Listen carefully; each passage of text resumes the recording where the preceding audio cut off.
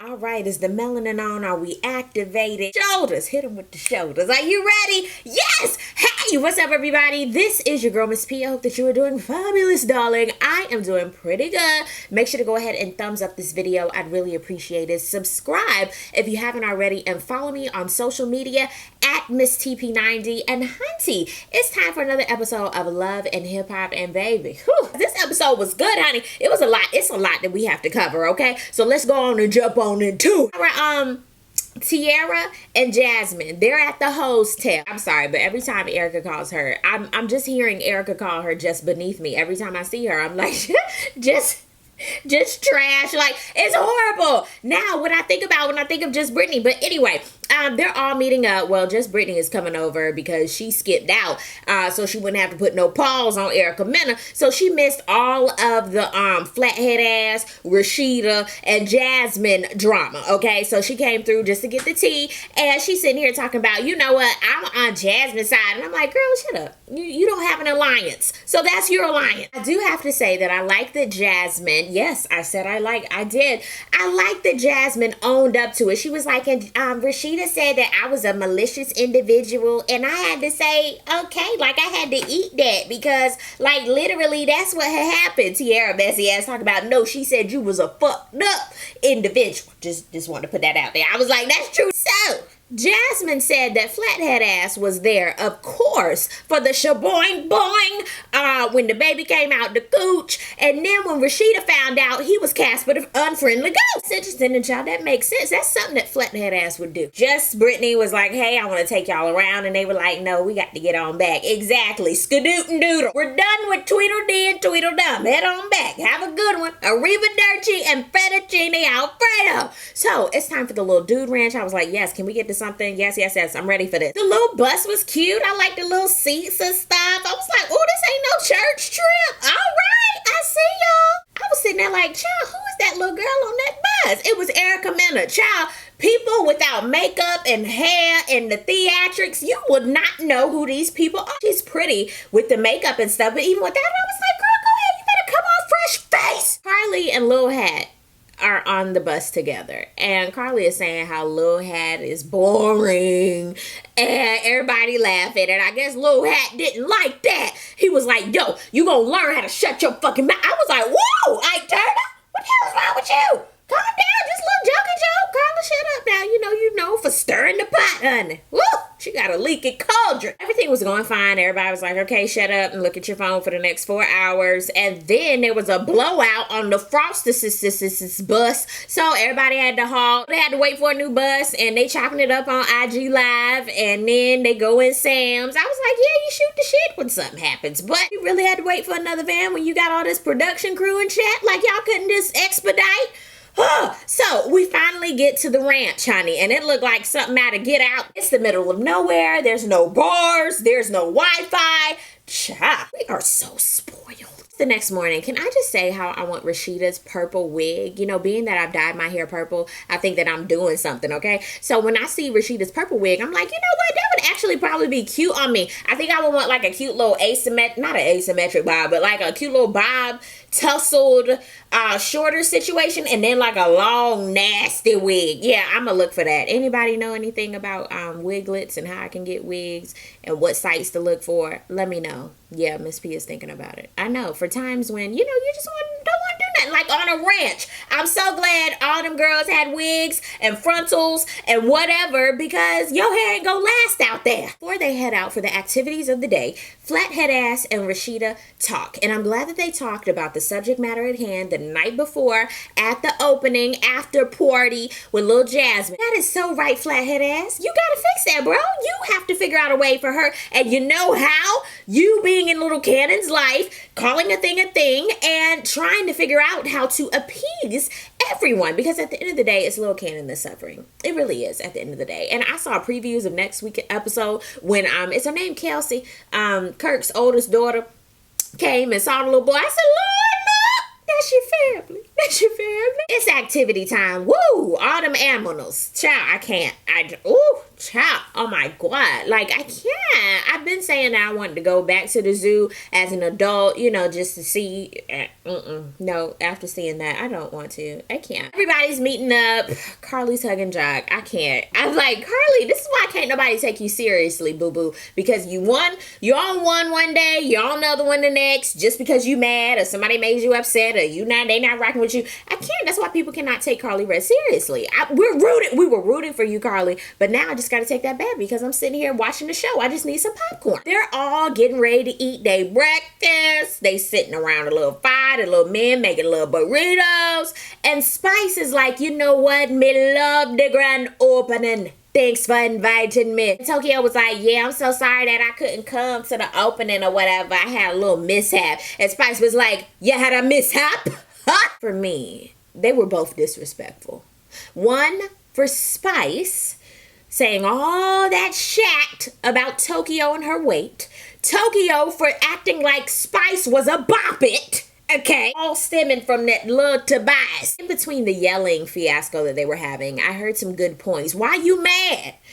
So it stemmed from Carly, Spice said, because she heard what Tokyo had said about her. So that's why she automatically had an attitude with Tokyo. I was like, woo! So everybody looking at Carly like, again? This is how...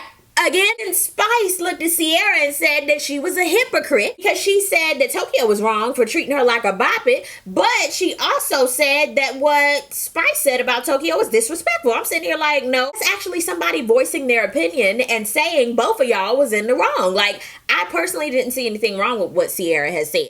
The argument keeps going, bro. I was like, okay, like, where's the resolve? Even Rashida was like, fuck, whatever. I can't remember who it was that was telling Tokyo, you know, you have to watch how you talk to people and how you say different things. And Tokyo was like, that's how I talk, if that bitch. Next thing I know, Spice had a paper plate and was lunging toward Tokyo. And then, oh my God, all I saw was black t-shirts, the production crew, and everybody sitting around like, what the heck? I paused my TV and I counted how many people. It took about 7 people to hold Tokyo down. And Tokyo, get off me! I was like, please get off her! My God! It was like Tokyo was in another place at another time. Have you ever been that mad? And I've been this mad before, where you're at another place, you're somewhere else, and you sit there like, did I do that? And that's real dangerous when you get to that spot. It takes a lot to get me there. And I pride myself that I haven't been there in a long time. All of y'all out there, write this down somewhere. Protect your peace. All of summer 18 and beyond, okay? Protect your peace because it's very expensive. People will try to take your peace, honey, like they have a coupon. No, absolutely not. Protect your peace out here.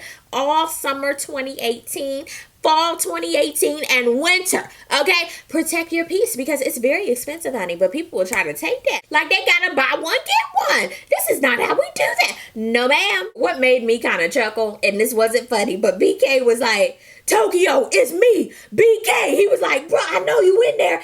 Somebody give me some smelling salt. I was finally like, yo, all of y'all get off of her. She probably hot. Let her get up all this dirt and smelling shit everywhere. Like, Then it trickled to Estelita and Sierra. I'm sitting there like, what the hell is y'all's problem? But this was so entertaining though. Estelita was like, you always in the middle. You got a problem? You want to get popped? So time Sierra was like, I don't know what's wrong with her. I'm trying to figure out where that come from. I think she's still mad from the platter from last year. I was like, I forgot about that damn platter. They say throwing the most random objects that I forget. And then Estelita wanted to fight BK. That's not even between y'all two. BK, sit your little happy cowboy boot ass down somewhere. They're taking Spice and Estelita off in the van. The van stopped.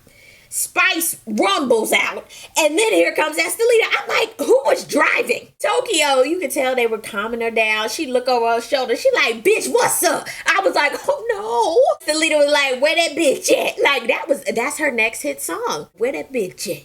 Where that bitch at? It looked like it needed a beat to it. I was like, girl, that's it right there. Your next danger zone, well, your first danger zone hit. I'm sitting here looking at everybody. All of y'all are fighting in cowboy boots and hats. That's hilarious. Technically, I am Mimi right now. All I need is my popcorn and some alkaline water. Like, that's all I need. Sierra, during all of this, is wondering why Carly Red suddenly has diarrhea of the mouth. And I'm sitting here like, you didn't know that your friend had diarrhea of the mouth the whole time? You thought that just because y'all tight like glue that she wasn't going to say what you had said? Girl, then it was a Carly versus BK, and I'm still looking at BK like, what are you doing? Have several seats. I know you want to try to de-escalate these situations, but hunty, you were the last one that is qualified to de-escalate. Have a seat. And Carly out of nowhere spazzed and was like, I'm dealing with my dad. I'm like, bro, ma'am, I understand you're dealing with your father, but that is not an outburst to have right now. But I'm not controlling nobody's emotions. Maybe that's what she's dealing with and why she's having diarrhea of the mouth and wants this attention and, you know, messing up everything. But Carly, girl, use your words, booger. Well, actually, don't use your words. You've been using your words a little bit too much. Ugh. Time for a little breather. Time out. That was a lot in just a 10-minute segment. Ding, ding, ding, ding. Time out. I need some time. Doc goes to see Carly. Mind you, they're on this big open dirt road, gravel road, whatever the hell it was, in the cowboy boots. And they're, it looked like a bad Lifetime movie. She's overwhelmed with her dad, and that's understandable. And, you know, I can't believe I've been saying this whole season, but I agree with Jock yet again.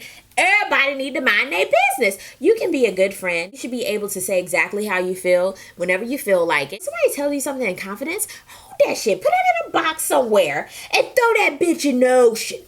Bad Boys 2. Tokyo and Melissa. Well, Melissa invites Tokyo to have a nice little sit down. I have to say that Melissa's voice is very soothing. I feel as though she'd be a good, like, teen counselor or a mediator. I think she'd be good at that. Melissa was like, where did all of this anger stem from? And Tokyo was like, bro, you do not know me prior to this. You ain't known me but for so long, okay? But it has taken me a while to detach violence from my name. I was like, I felt that in my spirit. I was like, oh, damn, Tokyo, I see you trying. You be seeing Tokyo go into another world. It takes a lot of people to move her. It's like she is another person. We trying to tell people all the time, you never know what's on a person's mind. You never know what somebody's been through. You don't know. The only person you control is right here. You can't control other people, and you don't know other people's stories unless you ask them. I thought it was really great that Tokyo shared her story, just like a little piece, because sometimes you don't need all the pieces, honey. I just need a little bit of piece of that puzzle. So many people, and I have to listen to this, my own advice for this too, you have to watch what you say to people, because you never know what it can do to a person. You have to watch what you say. Not only what you say to people, but how you talk to people is very important. And if you're feeling a type of way about what somebody said, please let it be known. You can't walk around letting people say whatever they want to any type of way, which brings me to Tokyo. You have to be accountable. You can't be walking around bopping people. And yes, I do agree that Carly should have taken accountability for what she said. Like, you can't go around spilling the tea to everybody and not think that it's going to get back to a certain person. I think it was everybody, wanted Tokyo and Spice to have a talk before the bonfire just so that they could enjoy any type of activity together. And you know how I gauge this whole thing, this whole talk. They both wanted to justify what they did so that that one person could feel that they were right. So I feel as though nothing was really resolved with them. I think it's always going to be some type of awkwardness and side eye and shade. And that's really unfortunate. I feel like there could have been a nice little happy laughing medium there, but child, they petty. Here comes everybody for the bonfire. I want everybody to clear the air down the line. Next up is Estelita and Sierra. So I think it was Sierra that started talking first, and then Estelita bounced in, and then Sierra was like, I'm talking, that's rude, and Estelita kept talking. And you know what, Sierra, I have to do like this, because she was like, I'm gonna just let you go first. Go on, get it out, girl, because I ain't, I'm still, okay, so I don't know what the hell happened with that. I really don't. Estelita takes off her little blanket. She was like, you want some more? Let's get it popping. Sierra was like, any day that you ready. Let's do this right now. We can do it right here on the fire. I'm going to put my feet on these coals and we go get it. I was like, why? What are y'all mad about? I don't understand. Like, Down below in the comment section. I can't wait to see your comments. What did you think about Spice and Tokyo? What did you think about Carly Red in this whole situation? And last but not least, Estelita and Sierra. Let's just talk about it. Never know, you might get a shout out in the next review. Let me go ahead and pull up these comments so I can get into these shout out. Big shout out to Connie Robinson. Shout out to Amy Aries. Shout out to Connie Marie Camacho. She was laughing at my Sierra voice. Thank you for subscribing. Shout out to Brenda Rodriguez. Thank you so much for all your comments. I really appreciate them. I be seeing you. I see you. Chris in Paris. Thank you so much for watching. Had a question. Why are you not watching and reviewing RuPaul's Drag Race? You know what? I don't watch RuPaul's Drag Race. I don't. I love me some RuPaul though, honey. Shout out to Felicia Oliver. She enjoys my Mimi impersonation. Thank you. Yay! Shout out to McKinley Jenkins. Says, I love the fact that I can't read tonight. I love the fact that I learned these intros, so I just say them with you in the video. So that's so cute. Rosalind Holloway says, Miss P, you give me all the life. Can you shout me out in the Mimi voice? What the hell am I talking about? The Mimi voice, please. By the way, did you dye your hair? Yes, I dyed my hair purple. Thanks for the love. Ooh. Shout out to Carol Burke. In Canada, girl, what's poppin'? Thank you guys so much for all the love and all your comments. I really do appreciate it. And I will see you in the next video. Peace, love, and war. That good stuff. God bless. Bye.